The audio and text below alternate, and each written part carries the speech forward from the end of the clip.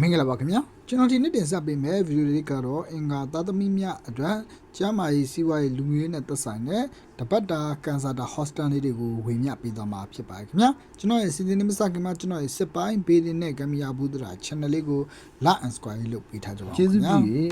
စစ်ပိုင်းဘေးတင်နဲ့လက္ခဏာဂမ်ဘီယာဘူးဒရာ channel လေးကို like and subscribe လေးလုပ်ပေးထားကြပါဦးခင်ဗျာ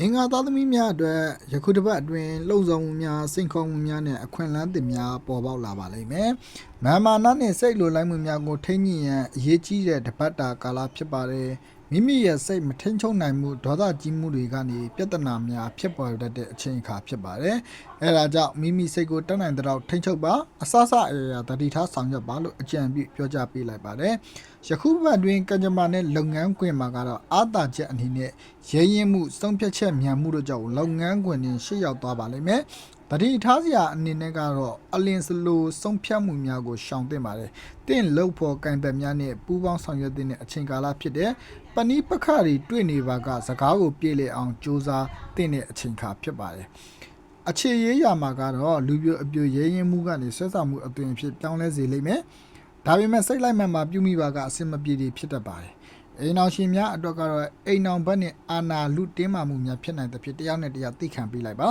ဒီတစ်ပတ်အတွင်းမှာကျမ်းမာရေးအနေနဲ့ကတော့သွေးတိုးခေါင်းကိုက်ခြင်းဒါမှမဟုတ်ထိခိုက်ဒဏ်ရာရရှိခြင်းများကြုံရနိုင်ပါတယ်ငွေကြေးနဲ့စီးပွားရေးမှာတော့အလင်းအမြန်ရင်းနှီးမြှုပ်နှံမှုများကိုရှောင်ကျဉ်ပါငွေကုန်ကြေးကျများနိုင်သောကြောင့်ဘတ်ဂျက်များစီမံခန့်ခွဲထားပါကံကောင်းသောနေ့ကတော့ဗုဒ္ဓဟူးနေ့ဖြစ်တယ်အကျိုးပေးကနက်အနေနဲ့ကတော့3839ဖြစ်ပြီးတော့အကျိုးပေးအယောင်အနေနဲ့ကတော့အနီရောင်ဖြစ်ပါတယ်တပတ်တာကံကောင်းစေရဲ့ရရိယအနေနဲ့ကတော့အာလူးချင်တပွဲနဲ့ထမင်းဖြူအင်္ဂါဖျားတင်လူတန်းကလိုရာစုကိုတောင်းနိုင်ပါခင်ဗျာကျွန်တော်ရဲ့စီစဉ်လေးကဒီနေ့ဒီလောက်ပါခင်ဗျာနောက်စီစဉ်များဆက်လက်အားပေးနိုင်ရင်တော့ကျွန်တော်ရဲ့စစ်ပိုင်းဘေးဒီနဲ့ဂမ်ဘီယာဘူးဒရာ channel လေးကို like and subscribe လုပ်ပေးထားကြပါဦးခင်ဗျာအားလုံးကိုကျေးဇူးတင်ပါတယ်ခင်ဗျာ